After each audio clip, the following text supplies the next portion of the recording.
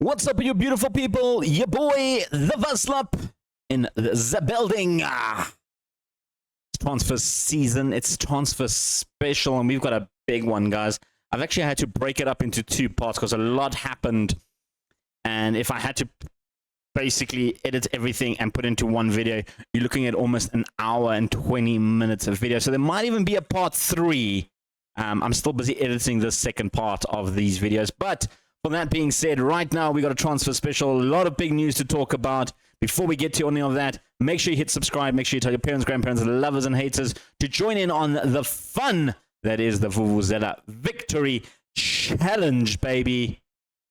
Let's run that intro.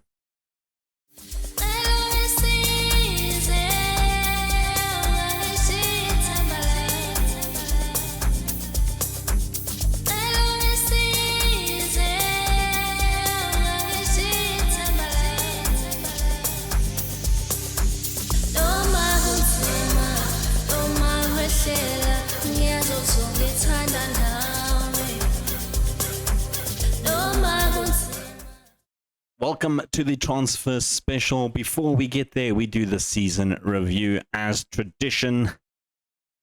And we've got a couple of new arrivals. We can go through these lists. We didn't have many. I mean, we only signed 7 players in the summer. We didn't have much money or wage budget to sign many players. We'll start off with the signing of the season. Harry, our goalkeeper, absolutely fantastic. 51 appearances in total. Conceded 52 goals overall. 30 in the league, which is actually a very good return. Maybe a little bit better. Our defense might be questionable over that one. And then what I think was actually our best signing of the season has to go to Teo. Teo looked absolutely fantastic. Goal contributions, 11 of them in the season, 37 played, 11 goal contributions. Barros also there with 21 goal contributions. In just, what is that? 42 games. Of course, then we had a couple of other signings. The likes of Tiwani managed to get 55 games in total. 8 goal contributions from him. And then 3 signings that, didn't turn out as great as I'd hoped they would. Luca Blattman didn't play as much, but did manage to get 4 assists. And Mashlangu, his contributions, unfortunately, weren't great, 6-pointer. And then, obviously, Charlie McCann was literally brought in when we had the injury crisis at the club. In terms of transfers out, the only one that I still sort of seethe a little bit in selling was, of course, Houghton, but he just didn't want to stay. And he's found himself in PSG's second team. Did manage 5 contributions from them in their 22 games. The other signing, big signing, I guess, the sad one was Diego Bodson. I didn't originally sign him. He was signed before I got here. Didn't play any games for Stoke in the championship. So there's that. We move on to just the results. You can have a look there. Top of the table. We won by 21 points in the end over Young Boys, with Oliver Renid getting top goal scorer at 19 goals. You can see there we lost our first 2 games of the season, and then we lost to Young Boys somewhere sort of in between that ended our little undefeated streak. But it's been an absolutely fantastic season for us. Our biggest win came in the Europa Conference after we beat KR 6-0. Renida scored a hat-trick in that game. Game to remember was also in the Europa Conference against CSKA Sofia. Beat them 4-0. Renida picked up 2 goals as well in the 105th minute. I think we went to extra time. No, how did we go to extra time in this one? Oh, it was the average. Yes, we went into extra because we were losing 2-0 in that one. Yes. I remember that. And then we were losing 1-0 actually, and then we scored 3 in extra time. And then the goal of the season, that goes to Renid. This amazing strike as he dribbled across the Lugano defense line and then scored a massive, powerful goal to win that game 3-1. Financially, though, we are up in all departments. Sold 3,347 shirts, which is nice. Renid, our top seller. Barros, Renan, Marcel, and Pacencia. Fortunately, Renan is off. He is coming back on loan, though, so that's at least nice. This is how we basically lined up. I feel like this was our strongest 11 going forward. And then, of course, just the accolades. We can talk about the record breakers. Renid, 32 goals, is a new goal record by a player in a season. It's actually tied, so I don't know why it's given to it that. Ferrari, most assists with 14 assists in the end. Harry with 18 clean sheets is a new record. Renied, most man of the matches, 9. And then transfer fee received. We sold Cunnis for 5.95. That is going to change to 10 million for Renan for next season already. Just other stuff that looking at player of the season for our fans goes rather to Kukuri. Young player of the season goes back to Panancia. His second season in a row that he's won that. Anywhere else? Anything else new? Kukuri, our highest average player, which is nice to see. And Manasovic completing the highest passes again, which is great. That's actually fantastic. Right, that is how we've lined up. This is the all-time great 11. A couple of players have moved into this. In fact, all our players from this season basically have gone in. Harry's taken over as the goalkeeper. Wood, Manasovic, Melhouse, and Benamir all still in the squad. Roth and Kukuris in the squad. Barros, Ferrari, Renan, and Renid. Pacencia finds himself on the bench with Felipe, Tiawani, Grando, Poncenik, Stadante. That's a lot of people that have been inducted into the Hall of Fame for Thun. With regards to where we're coming back, of course, like I said, we'll come back 1st of July. The transfer window opens on the 4th of January. I don't expect much transfers to happen from now until July because the rest of the world, their transfer deadline only opens much later. But if we get any sort of big deals coming through, we'll go over that and talk about them as we get them. Well, folks, we are back a little bit sooner than I thought because we've got an interview with Leicester City. Now, Leicester, we can have a quick look, finished 10th in the Premier League. They don't have any European football. They do have a fairly aging squad. If you look at most of their players are late 20s, a handful of youngsters. That is a fairly aging squad.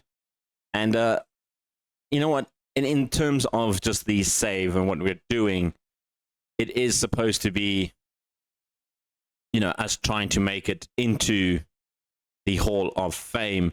That is the end goal, basically. If we have a look at the Hall of Fame, this is the one I want to be in, the World Hall of Fame. Anywhere in that one, we need to still get another 2,000 odd points just to beat Ernest Happel to get in there. I mean, look at someone like, that's what we need. And I don't think we can do that with, what does it say? I want a trophy with Chelsea and Man United. That's not me. It's not giving me my one. It's telling me Ancelotti's, who is regarded as the greatest manager of all time currently. What Hall of Fame is this? Worldwide? Where's Sir Alex? He's only 3rd. Pep has passed him. That's just some BS right there. But anyway, that's my own little gripe. So yeah, that is the end goal, to get in there. And the question is, can Thun get me there? I don't think so. I mean, if you just look at some of these guys, maybe someone like Ernest Happel was probably the last one to actually do it at a club. I mean, there's a few on here that actually haven't really managed bigger clubs, but unfortunately in the sort of landscape that it is, this guy went as a Rayu once, won a Schweizer Cup in 85 and then moved to Dortmund. Nice. Also Grasshoppers. Nice, man. But yeah, so that is the plan. That is what we're doing. So question is, do I look at this Leicester job and think it's a good opportunity to move forward? They do have a very healthy bank balance.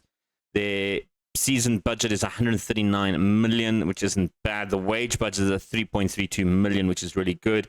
They have 139 million to spend for next season. So that's a lot of money to bring in some quality players. It is going to be needed. There is a few players that we can actually sell off as well for decent amount of profit. Looking at guys like maybe James McAtee, who, I mean, he's actually very good. I wouldn't sell him. 29, he's not too bad. But someone like, let's say, Sangate at 30 years old might be starting to go on the decline, and we could cash in for an 83 million possibly payment. Dewsbury Hall as well. I mean, he's still valued at 28 million, and he's not actually a bad player, but at 33 years old, I don't like playing with older players. So those are some options. You also got Patson Daka, who's opted to leave, so he's leaving on a free, I guess.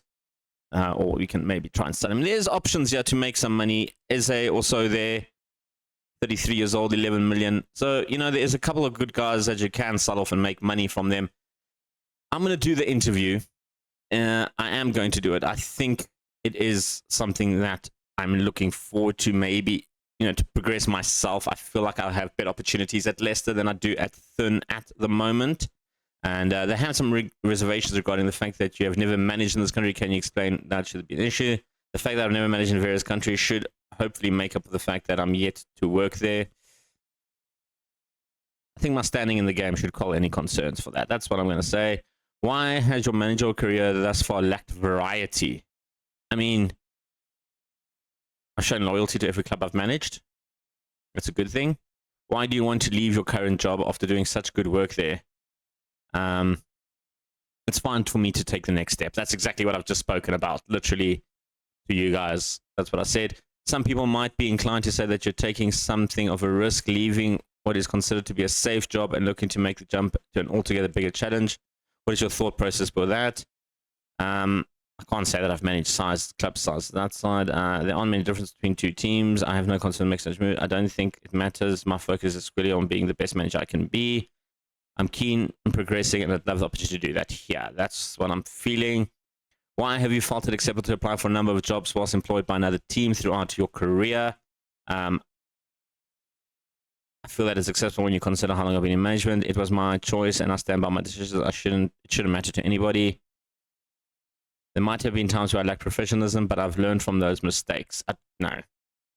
On each occasion, I wasn't enjoying myself, and I wanted a free start. I'm going to just say, you know, considering how long I've been in management, I can do what I want. Can you explain why you appear to be in the running for a few jobs right now? There is another job that I have applied for that I haven't mentioned to you guys yet. We're going to talk about that afterwards. I'm just trying to sort out my career, basically. As part of the recruitment process, we are willing to allow you to request changes to our current backroom staff. I don't wish to change anything when I start. We can agree on the vision. They want a mid-table finish, which is good. We're in a position to set any expectations you meet for. That's fine. What's next?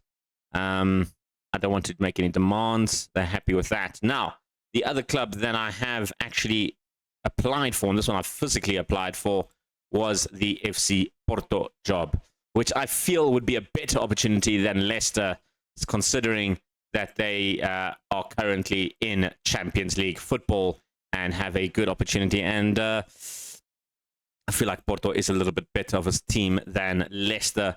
Also, very aged squad in general, but this is one that I can work with, considering that they don't have much. They've only got 12 million in the bank, but we can sell off a couple of players and make some money up there. Porto's always been a bit of a selling squad, so that does help us a little bit moving forward. Of course, they've won 2 Champions Leagues back in the day. When did they win the previous Champions League? I know they won one with Mourinho. They won one while 2003 was the last time they won one. Did they win again? Am I going back in all the histories?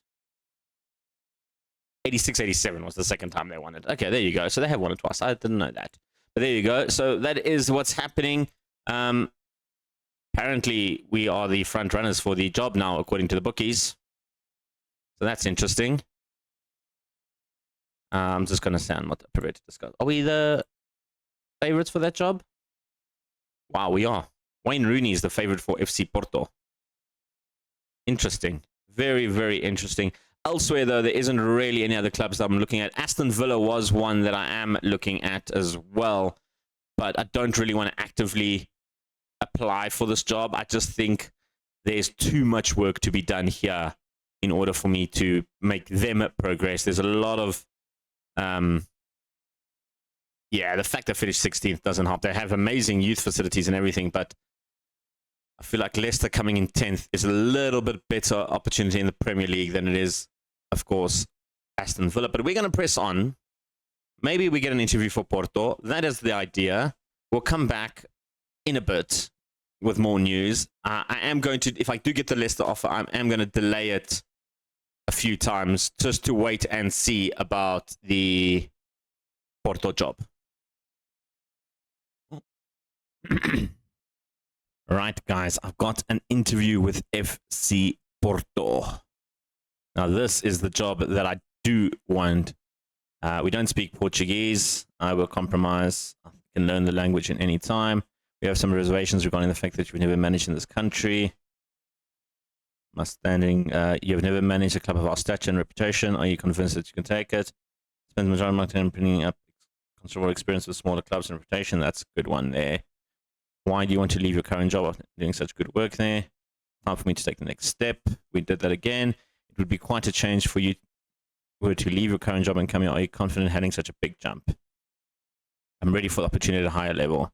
You developed a reputation for applying for other jobs while still employed. What's that on about? You know, I'm going to promise to them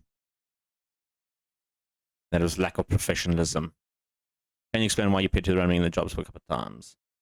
I'm exploring my options. How do you feel about working with our current director of football, Cristiano Guntol? I feel very, very good about working with him. He is exceptional. I'm more than happy to work with him. What sort of budget are you anticipating for the backroom staff? I don't wish to make any changes to the backroom staff. What are they looking at? Sign players to self-report profit. Maintain the club stature as the most reputable team in Portugal. 1 year contract for players over 32, 2 years for 30, 3 years for 28. Okay, so they like youngsters. Win the Liga Portugal and develop the best youth system in the country. I like that. I agree with all of that. What's up? No, we don't need to make any other decisions. Right. Now with the interview of Porto, and it looks like we are now the hot favorites for Porto as well. So we're the favorites of Porto and Leicester City. Now, obviously, Porto is number one on my list. Leicester, I'm still sort of in between whether I want to move to Leicester and try and rebuild at Leicester into a Premier League team. It is going to be a more difficult challenge than taking Porto to new heights. And maybe I could use Porto as sort of a stepping stone in my quest to win multiple leagues. We do have an offer here for Ben Almer at 42,000. He's so injury prone. He is such a good wing back, but he's so injury prone. I mean, this is all from last season. He's just had so many injuries. What's it, 2 weeks, 4 weeks, 5 weeks, 3 weeks? I'm going to accept the 42. I did try and offer Watley out. No one's made an offer for him. Again, I am still obviously in full focus on Thun FC. We are doing scouting. We are looking for people. The board want to discuss. Leicester have made an approach for me. Okay, Leicester offering me 24,000. I'm going to delay this for 1 week. They've agreed to delay. Training squad, we can get that in a second. This now is interesting. I'm going to attend the meeting.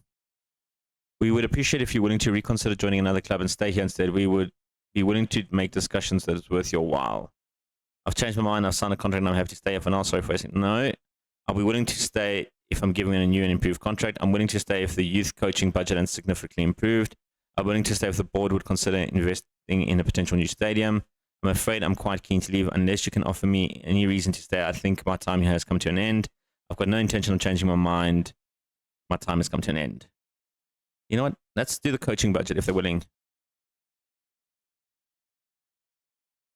Okay. Does that mean now that my applications, they've increased the junior coaching budget, which is something I've been asking for years. My applications are still responsible there. So that is at least still intact. Just auto-select that. That is still intact, which is great. But we wait for that Porto job. Let's wait for that Porto job.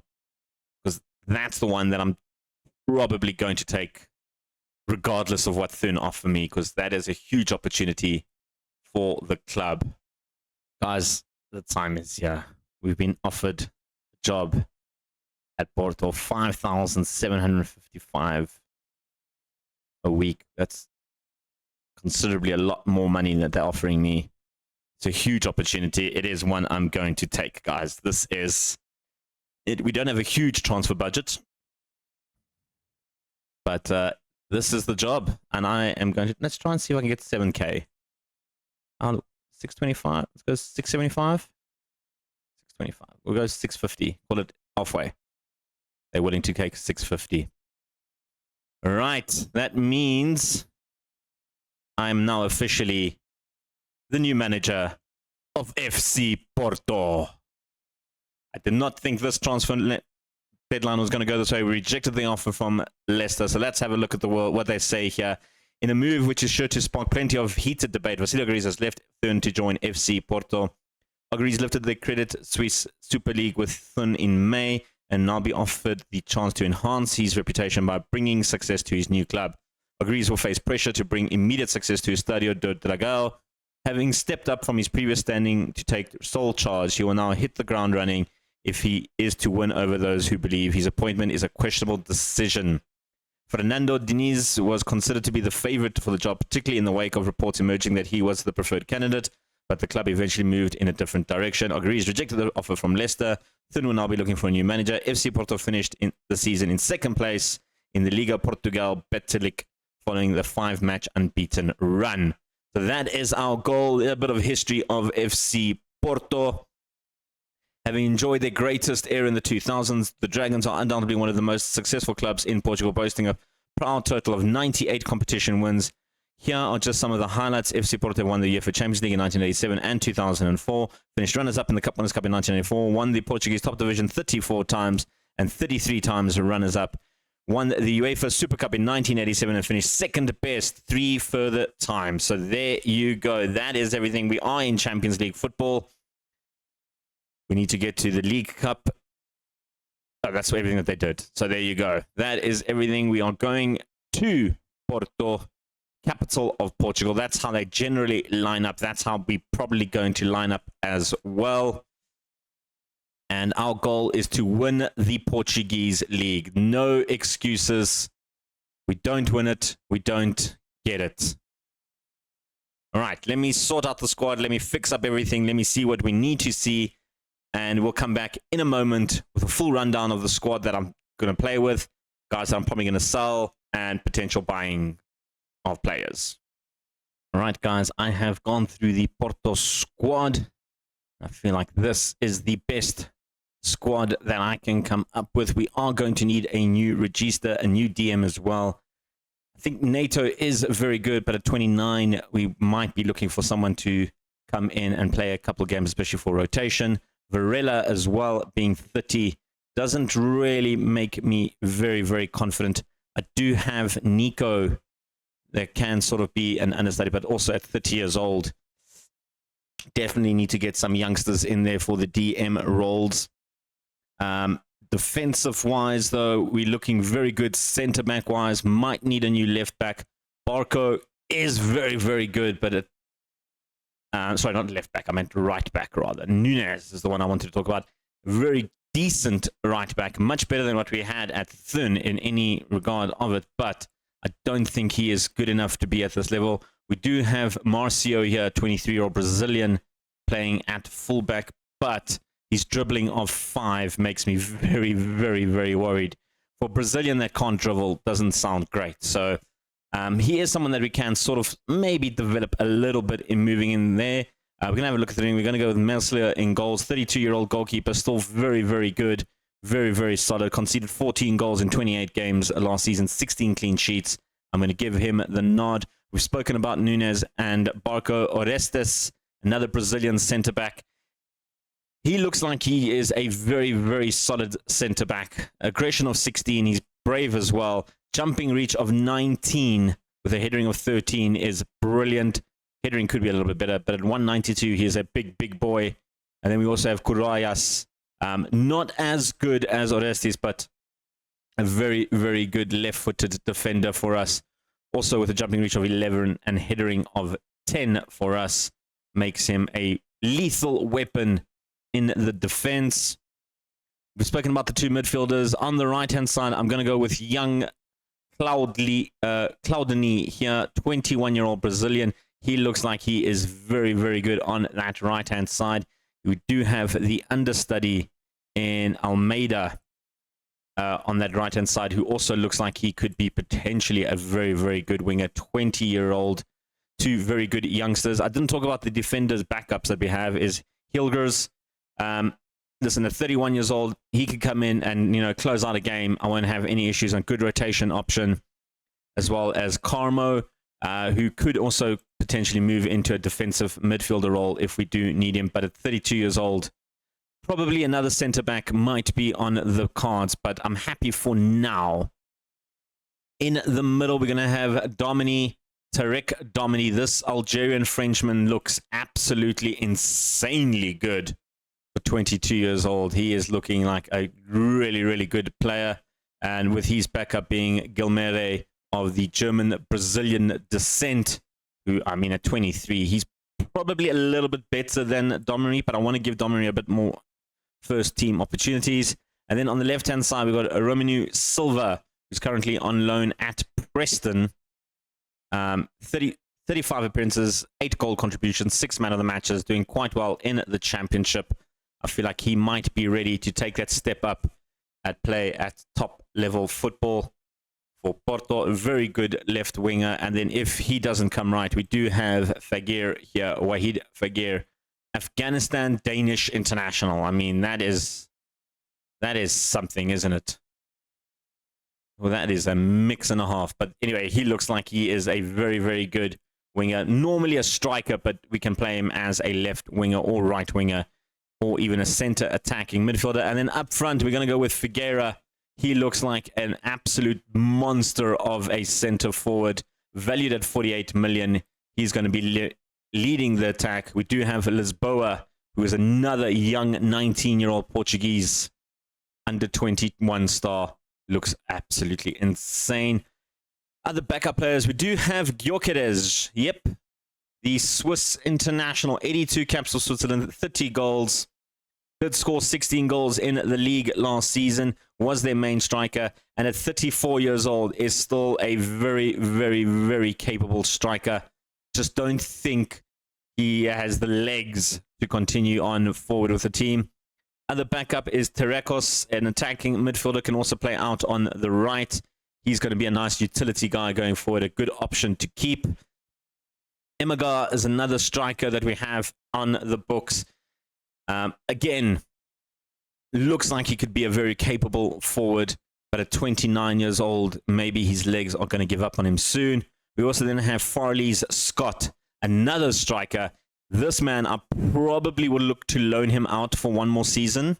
If I can't loan him out, I will loan out Lisboa and then use him in terms of that. And then all these guys here, bar 2, I'm looking at moving on. Well, Selya and Vustov are already moving on, so we're not going to talk much about them. Hiskovic is one of the guys that I have transfer listed already. Well, I didn't transfer list him, the previous manager did, but he is not that good for the squad. Another one that I'm probably going to transfer list is Marcia's Kajengard, the Danish international. I mean, on paper, he looks absolutely amazing, but I looked at his history, and he didn't have the best of season at Porto. Amazing at Salzburg. Might keep him around if I don't get a good offer on him. We need to make our money back. And then we've got this guy whose name I'm not going to pronounce in case I butcher it and we get flagged on YouTube. We'll just call him Stagebun. And decent centre-back, not going to light up the world. We'll probably look to move him on. The same can be said for Florian here. Decent attacking midfielder. A little bit too many red flags for my liking, so we'll probably move on as well and get 4.9 million from him. And then a few other guys on this list. Jalo, 23-year-old centre-back. Probably keep him as a fifth-choice defender.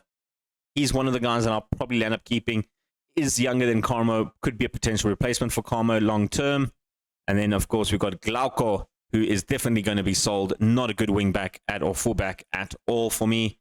And then the other two that we have here is Maggio Ilic, who looks like a very, very good centre-back that I might keep around for a season just in case. And then our third-choice goalkeeper, who we're going to keep, is Max West over here. Decent backup goalkeeper, of course.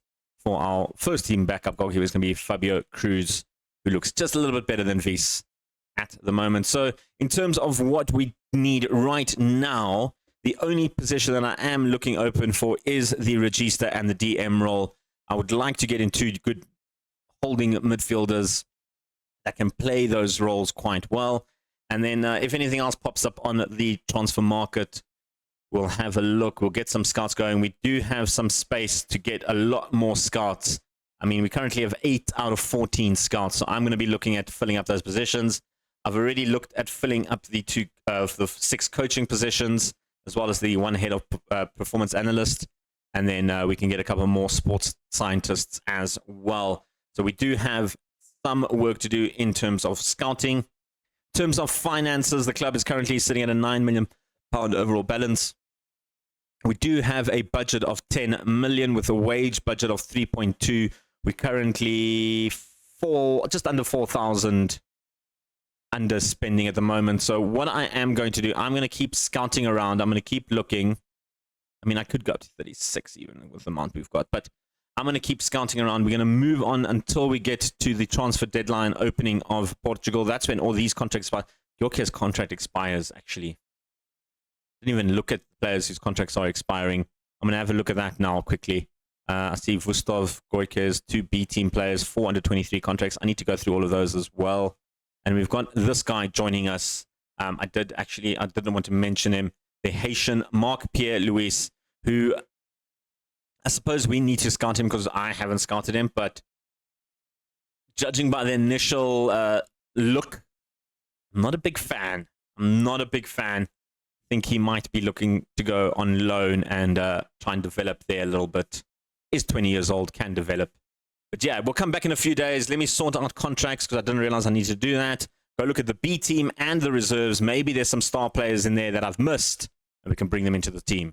Well, folks, like I said in the start, we had to unfortunately chop it off there. More transfer coming up tomorrow, so make sure you look on that. Exciting times as the new manager of FC Porto. A lot of players that need to be sold, a lot of big names that we can sign in potentially. There is a huge rebuild about to happen, so make sure you subscribe so you can stay up to date with all the Vuvuzela Victory Challenge. Tell your friends, parents, and grandparents. Hit the thumbs up as well. It helps the algorithms a lot. And leave a comment or two down below. Let me know if you think taking FC Porto was a good decision or should have stuck around with FC Thun for one more season, maybe potentially get something better down the line. Let me know what you guys think on that. For me, though, I'm out for today. Peace. Chicken grease.